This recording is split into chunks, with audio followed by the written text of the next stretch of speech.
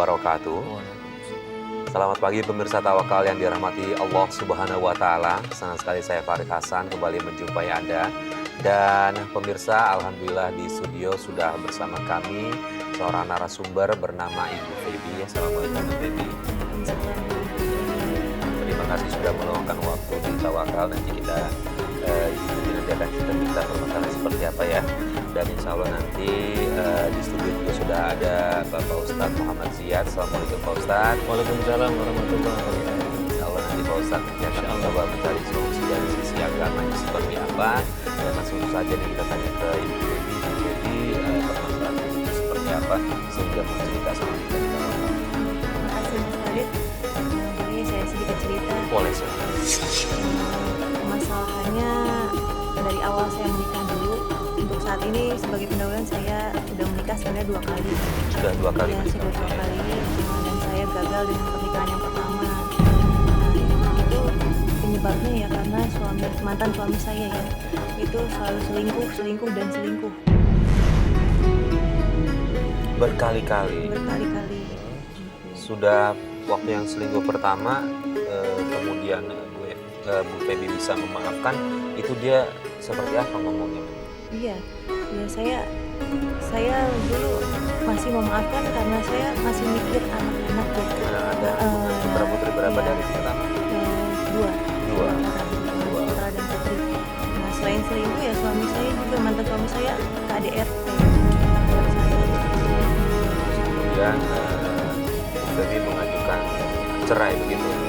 Atau Belum, sebenarnya Belum. saya masih bertahan sampai pernah pada saat saya hamil anak pertama itu memang mantan suami saya itu pulang malam. Itu setiap hari itu jarang pulang, 2 sampai 3 hari itu kadang nggak pulang. Kalau pulang itu sampai jam 3 malam. jam 3 3 malam? malam. Saya kadang udah capek nggak mau bukain pintu, udah malu sama tetangga gitu. Nah terus tapi dia malah bongkar kaca aku, kadang bongkar kunci pintu gitu. Jadi saya lama-lama udah nggak kuat karena kelakuannya itu. Nah terus karena pada saat saya hamil itu ya waktu itu saya karena saya nggak bukain pintu, mantan suami saya itu marah. Bebe, Bebe, buka pintu Bebe.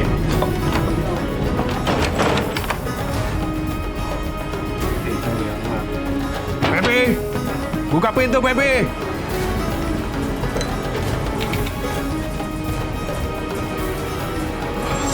Bebe, di mana lo Bebe? Bebe, buka pintu Bebe. Bebe, panggil lu enak-enakan tidur, bau.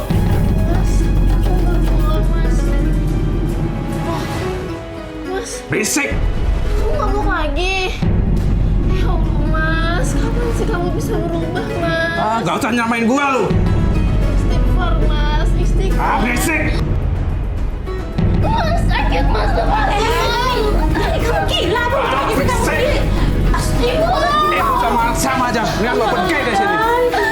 Kamu kenapa sih, Nak? Ya Allah. Sadar, Nak.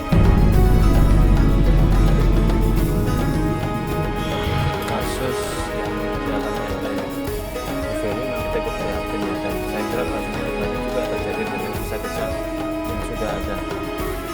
Salah satu tujuan pokok ya di Kementerian Agama itu ada bimbingan pranikah itu salah satunya di antara itu membekali calon suami satu supaya dia tahu tanggung jawab dan kewajiban kepada istrinya. Istrinya mengerti kewajibannya dan tahu hak-haknya. Kadang-kadang suami ini menuntut kewajiban istri, tetapi kadang-kadang istri tidak diberikan hak untuk menyampaikan apa haknya dia pada suami, kan seperti itu. Nah, kasus yang menimpa pada Bu Evi tadi ini kan apa ya, sudah di luar batas yang dilakukan oleh yang tadi yang suami, mantan suami tadi adalah melakukan selingkuh. Selingkuh itu adalah simbol khianah zaujiyah tertinggi, pengkhianatan hubungan suami istri tertinggi. Situ. Karena apa? pernikahan itu menjaga kesucian masing-masing pasangan. Maka ketika dia sudah melanggar kesucian ini, maka berarti dia telah menghinakan derajat pada dia. Yang kedua, dia menghancurkan ikatan tadi yang seharusnya mitsaqon ghalido koko tadi, maka terurailah dia seperti itu. Yang ketiga, ini adalah menjadi benih-benih apa itu keburukan yang nanti akan bisa dicontoh anaknya bila ini tidak dilakukan. Nah, tadi saya kira apa yang dilakukan oleh tadi itu kan memang sudah luar biasa. Iya. Kita prihatin juga gitu dan pada para laki-laki, para suami ini juga mesti menjadi pelajaran pada kita semua. Istri kita itu adalah seorang manusia, perempuan itu halus perasaannya, maka kita juga harus memberikan penghormatan dan menghargai. Karena apa? Nabi SAW pernah mengingatkan, maka aku berpesan kepadamu. Salah satu kan tentang masalah jagalah sholat. Yang kedua memang pokok, yaitu ittaqun nisa, jagalah wanita. Maka ketika Anda sudah menikah, maka Anda telah mengambil amanah kaum. Jadi kita memikul tugas yang sangat berat sekali. Tapi kan banyak sekali para suami yang kadang-kadang mungkin kurang pengetahuan, kurang pemahaman. Karena itu bagaimana caranya? Yang pertama, suami adalah harus tasawuf, saling memahami. Pemahaman dalam menjadi penting. Yang kedua, tarahum. Kalau orang itu sudah saling memahami, maka akan melahirkan kasih sayang. Kalau sudah kasih sayang, maka akan melahirkan yang ketiga adalah tafaut.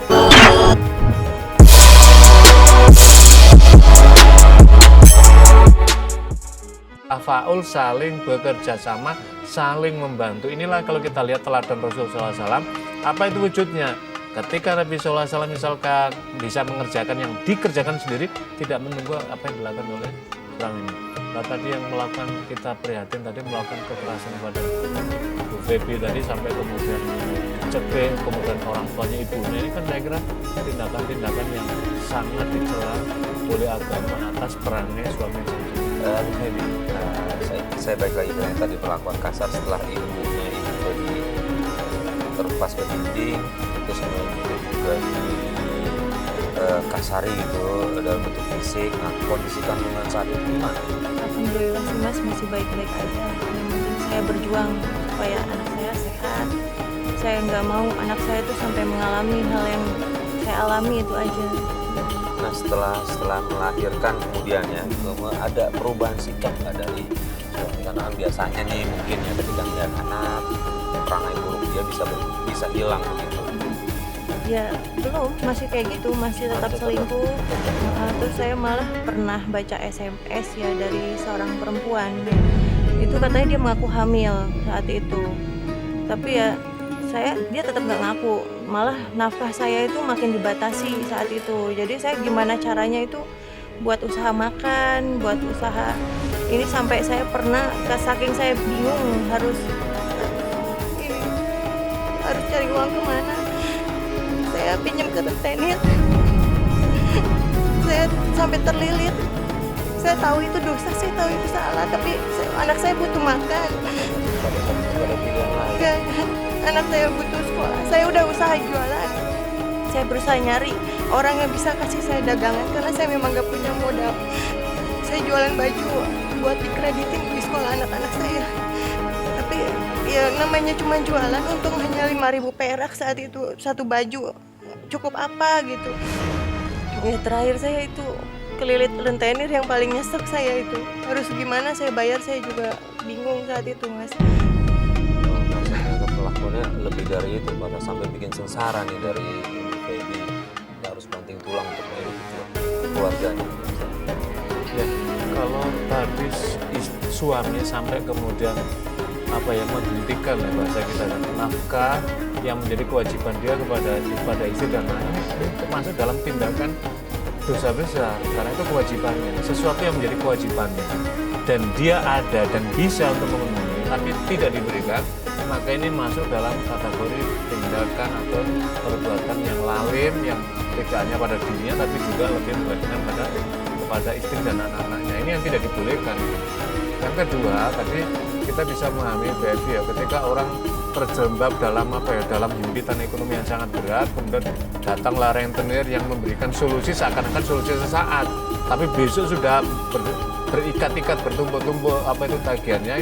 Inilah makanya Al-Quran memerintahkan janganlah seseorang itu melakukan riba gitu kan. Tapi wa halallahul bai'a wa harramna riba. Allah mengharamkan jual beli yang tadi dicontohkan oleh Bu Evi tadi, wa harramna riba, dan Allah mengharamkan riba. Karena apa? Implikasinya itu. Dan sekaligus juga riba ini akan